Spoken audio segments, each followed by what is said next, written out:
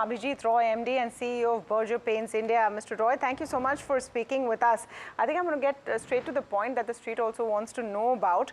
At a time when your peers and the industry is seeing their market share, being attacked or that being a concern, you're saying you've seen market share improve, you're saying demand pressure will improve.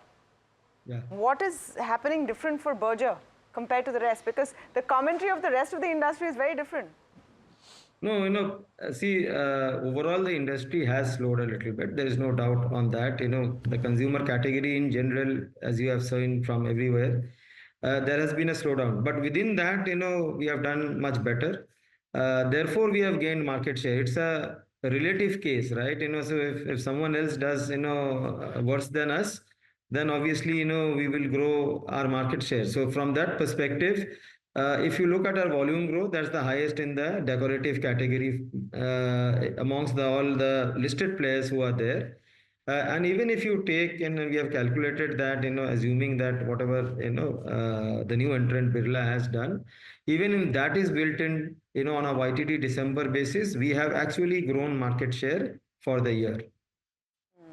And to what extent has this market share grown?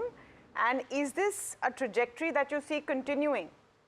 Because this could be also a one-quarter story because of the disruption that we're seeing, or this continues?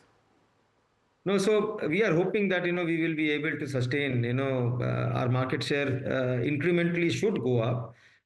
We have taken certain initiatives, we are a number 2 brand, as you know, in the country, but in many pockets of India, we are not really available, especially in many of the urban centers, we had a big weakness. So we have set up a separate team focusing on this area. And those areas, where we have focused on, these are basically big cities in the south and the west mostly. And we are looking at, trying to drive up our sales there. First of all, to get dealers on the ground who can, stock our material and sell. Because though we have a good brand, but availability is an issue in these cities.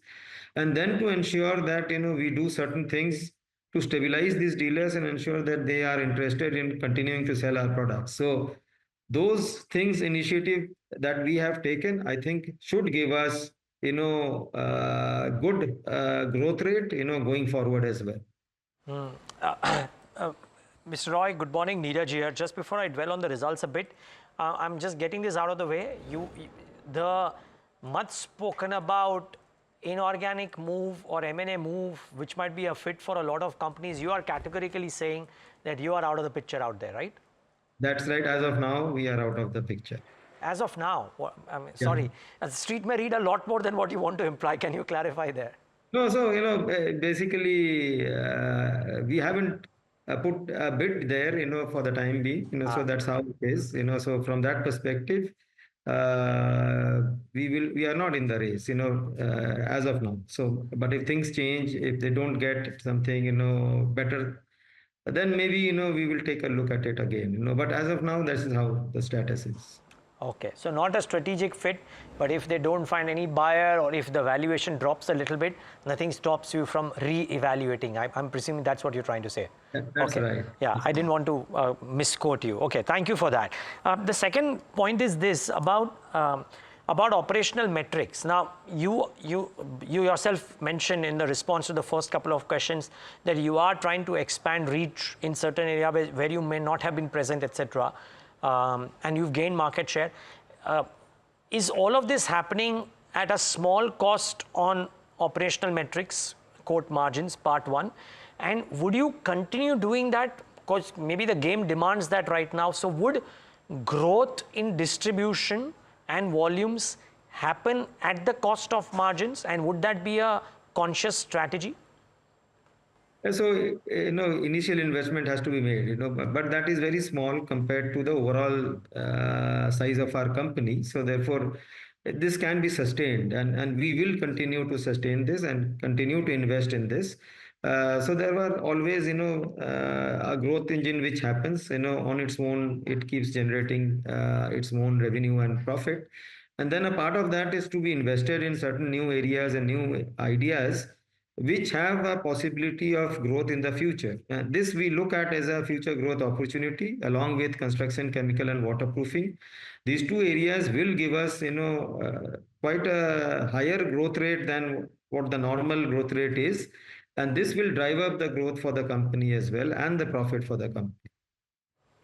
Mr. Roy, in terms of prices, you did take some product price cuts in the financial year, and you saw that impacting your gross margin.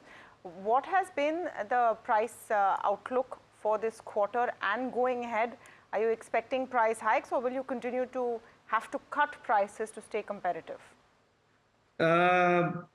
So much of the pricing decision is taken, at the mass end by the leader, so we have very little choice there as such, if you ask, from the mass segment.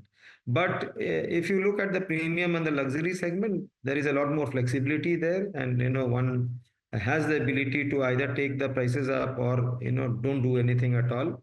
Depending, as of now, the raw material prices haven't really gone up. In fact, it has softened a little bit. But the dollar has appreciated against the rupee, so it neutralizes that benefit. So more or less, it is stable. As of now, I don't think there is any need for either a price increase or a price decrease on any of the major product categories. So this is how I would place it. In terms of input costs, you talked about both, obviously crude and dollar. How do you see these impacting your fourth quarter? Because both becoming fairly volatile, especially the dollar pressure now only increasing. So we will maintain our margin. We have always guided that it will be in the 15 to 17% range. This time it was at 16.2. We should be somewhere around that even in the fourth quarter. So we don't see any dilution in terms of the margin as a percentage to sales. It will probably remain or maybe a marginal improvement as well from where we are.